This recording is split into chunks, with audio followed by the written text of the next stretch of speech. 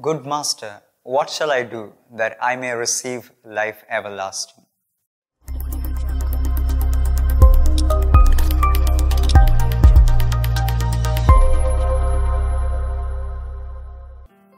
Today's Gospel begins with this question of a rich young man.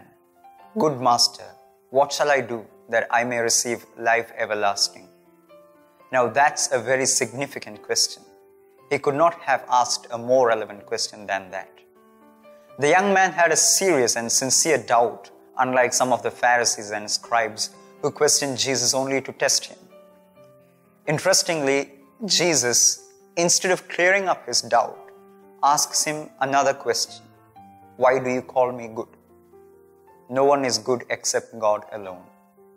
The purpose of this question was to check out the intensity of the young man's faith. He had used the term good master because that was the conventional way to address a master or a rabbi. It can be interpreted that Jesus was not denying his right to be called good. Rather, he seems to say to the young man, if you call me good, believe that I am God. For no one is intrinsically good but God. Interpretations aside, what is striking about the young man is that he had this notion that eternal life is obtained by the performance of certain acts, by fulfilling the words of the law.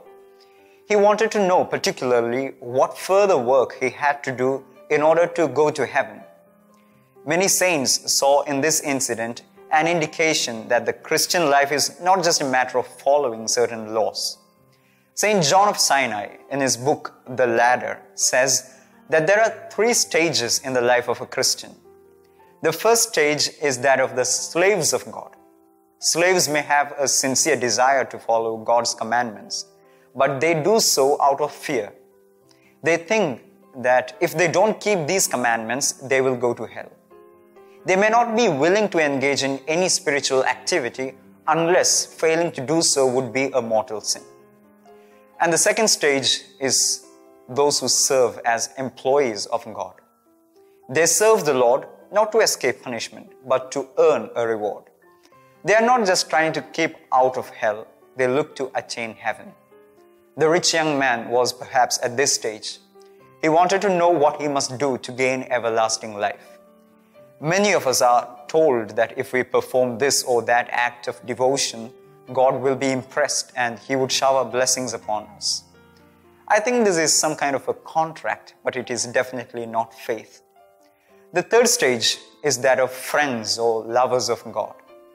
This is the stage in which we realize deeply that God truly loves each one of us. He loves us unconditionally. There is nothing we can do to make God love us more, and there is nothing we can do to make God love us less.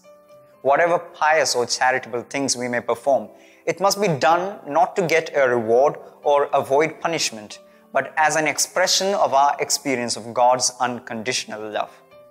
Yes, it is indeed impossible to attain everlasting life if we rely on our efforts alone. We are not called to be perfectionists. What is required of us is to give up all that we have and all that we are entirely into the hands of Christ and follow Him lovingly.